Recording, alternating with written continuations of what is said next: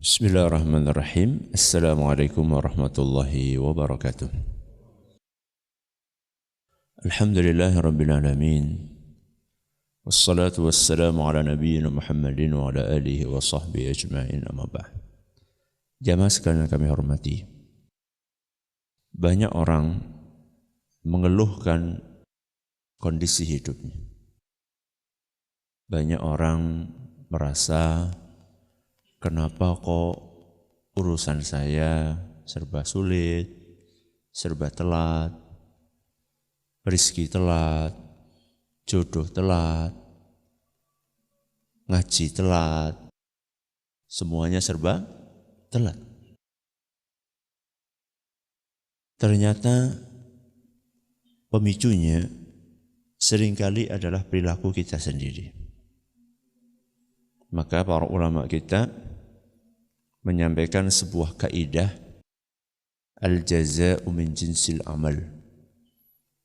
Ganjaran itu akan menyesuaikan perbuatan.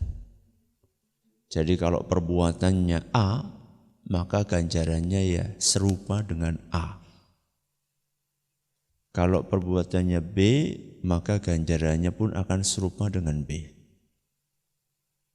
Ketika orang telat rezeki, telat jodoh, telat macam-macam, maka ini ganjaran dari perbuatan dia suka telat. Telat apa? Telat sholat.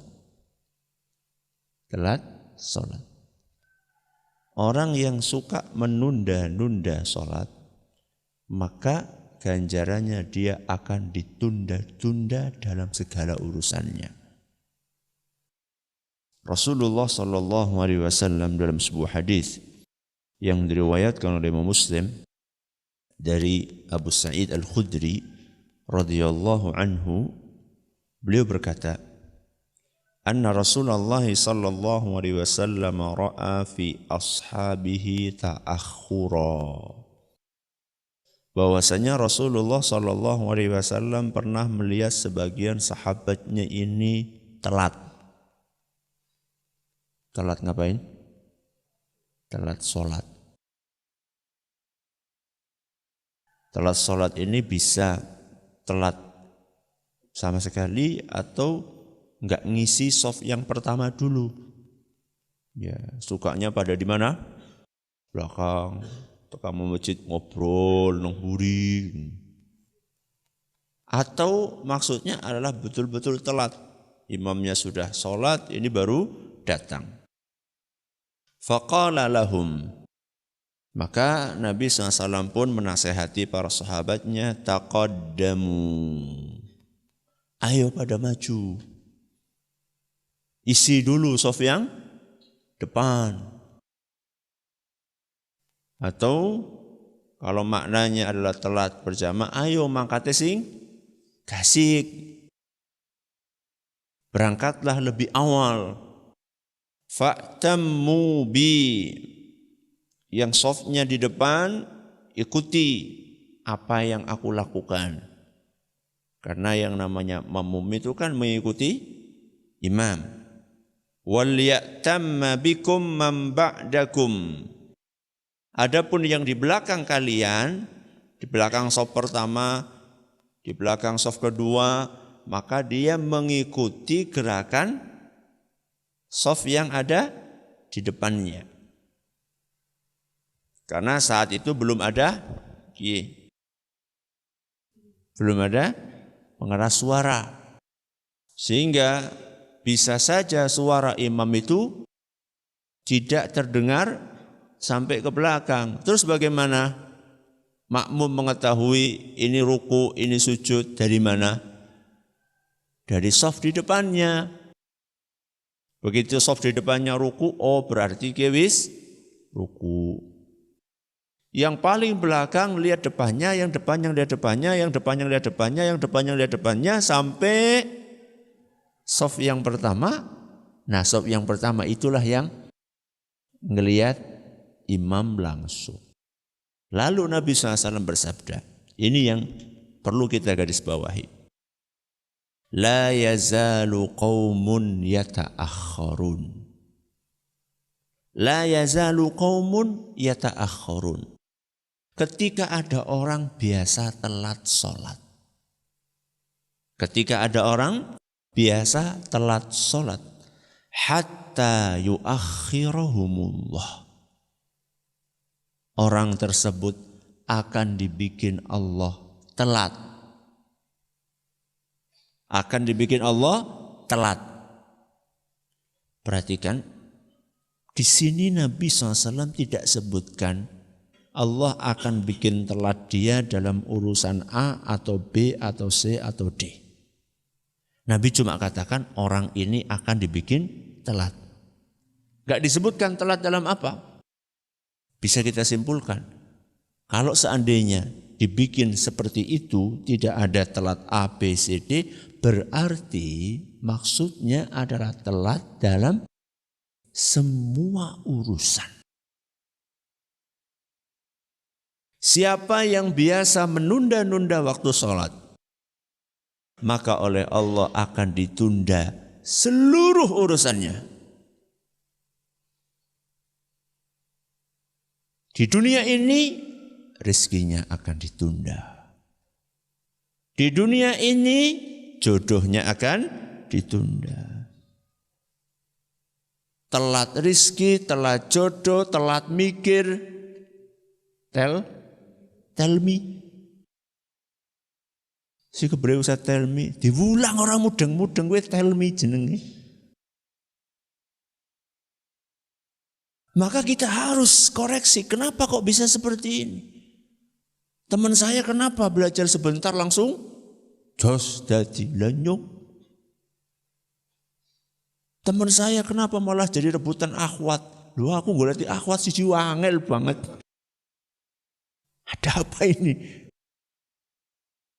Teman saya rezekinya Masya Allah, Tabarakallah. Saya ini sulit banget dapat rezeki. Bisa jadi itu dipicu dari kebiasaan kita suka nunda-nunda sholat. Barang siapa yang suka nunda-nunda sholat, maka akan ditunda seluruh urusannya oleh Allah Subhanahu wa Ta'ala. Itu baru efek buruk di mana? Di dunia. Dan itu tidak seberapa dengan efek buruk di akhirat. Tertunda rezeki, tertunda jodoh, tertunda apa lagi? Belajar. Itu belum ada apa-apanya dibandingkan dengan tertunda nanti di akhirat. Tertunda apa di akhirat? Kata Nabi SAW dalam hadis yang diriwayatkan oleh Imam Abu Dawud, dan hadis ini nyatakan sahih oleh Syekh Al-Albani, la yazalu qaumun yata'akharuna 'anis shaffil awwal. Ketika ada orang biasa mundur-mundur dari shaf pertama, tidak bersegera untuk memenuhi shaf pertama. Bisa jadi orang ini sudah berangkat ke masjid tapi dia tidak mau memenuhi shaf yang pertama, atau bisa jadi memang babar blas orang ketemu shaf pertama wong salate nang omah. Ketika ada orang biasa mundur-mundur hatta yuakhirahumullahu finnar, maka Allah akan jadikan dia telat keluar dari neraka. Telat keluar dari neraka. Artinya golek mlebu swarga ya telat. Jadi efeknya itu bukan hanya di dunia saja, di akhirat pun ada efek. Gasiknya kita berangkat ke masjid itu akan berefek kepada gasiknya kita masuk surga. Dan telatnya kita berangkat sholat akan berefek kepada telatnya kita masuk ke surga. Jadi bukan ringan masalahnya. Kebiasaan menunda-nunda sholat itu bukan urusan ringan, urusan gampang, bukan. Ini urusan berat. Berhubungan dengan nasib kita di dunia dan di akhirat.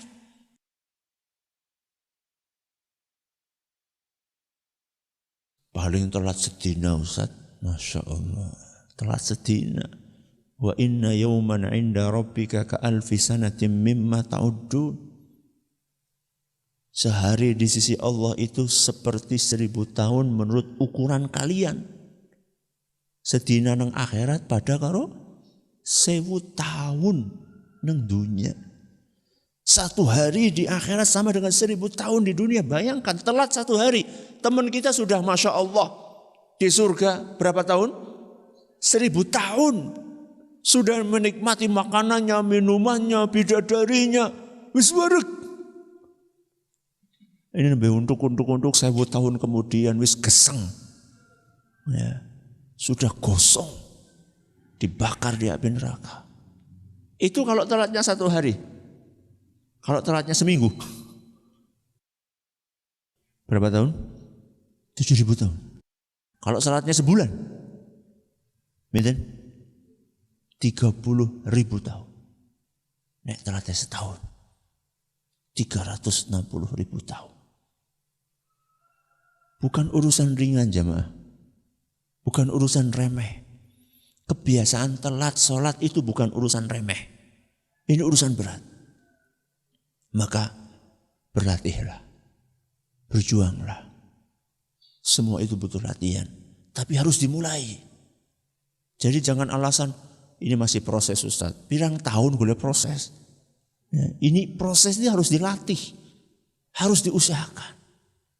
Makanya dahulu diceritakan para ulama kita ada di antara mereka yang la yu'adzinul mu'adzinu lis-salatin illa wa huwa fil masjid. Ada ulama kita dahulu setiap azan sudah di masjid. Setiap azan sudah di masjid. Dan beliau bertahan untuk disiplin seperti itu 40 sanah selama 40 tahun. Berapa tahun? 40 tahun. Jadi lebih gasik sekang muadzin 40 tahun tidak pernah kalah cepat dibandingkan muadzin. Masya Allah. Padahal Nabi SAW mengistimewakan manusia yang tidak ketinggalan takbiratul ihram. Tidak ketinggalan takbiratul ihram. Tidak ketinggalan takbiratul ihram itu maksudnya ketika imam Allahu Akbar, makmumeh sudah berada di shaf. Berarti kalau misalnya imam Allahu Akbar, makmumeh nembe munggah tangga, itu enggak masuk dalam kategori tidak ketinggalan takbiratul ihram, enggak masuk. Apa maning nembe tangi, orang mlebu berblas. Jadi levelnya ulama yang tadi itu di atas apa yang dianjurkan oleh Nabi SAW. Nabi SAW menjanjikan orang yang tidak ketinggalan takbiratul ihram 40 hari 40 malam, dijanjikan oleh Nabi SAW akan dibebaskan dari neraka dan sifat kemunafikan. 40 hari 40 malam tidak ketinggalan takbiratul ihram.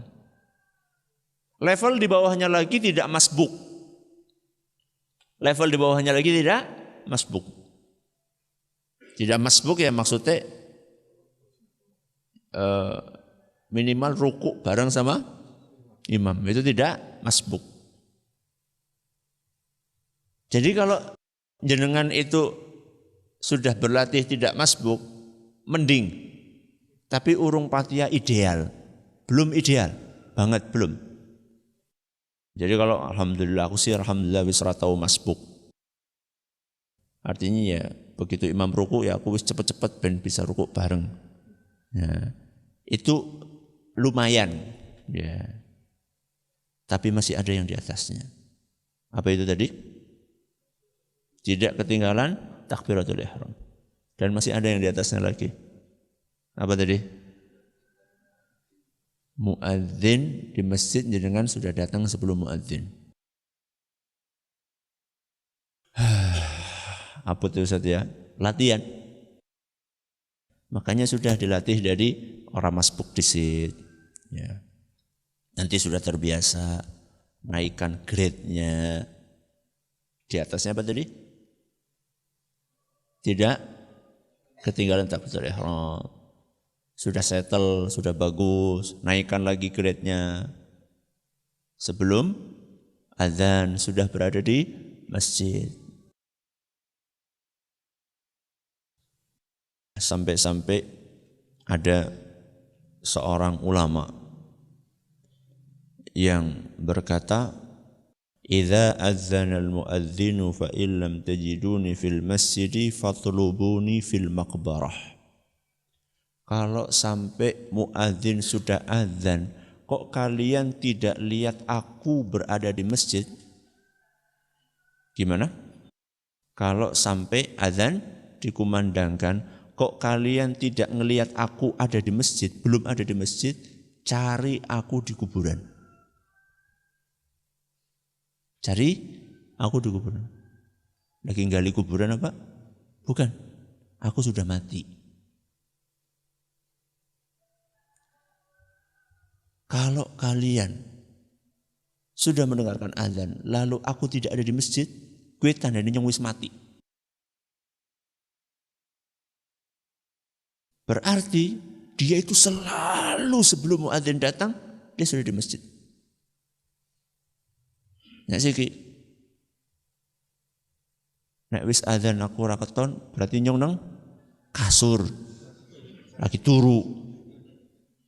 Pamaning nang pasar, urung rampung. Pamaning nang sawah. Maka ayo perbaiki. Ayo kita perbaiki. Jangan sampai gara-gara telat yang satu ini akhirnya jadi telat segalanya.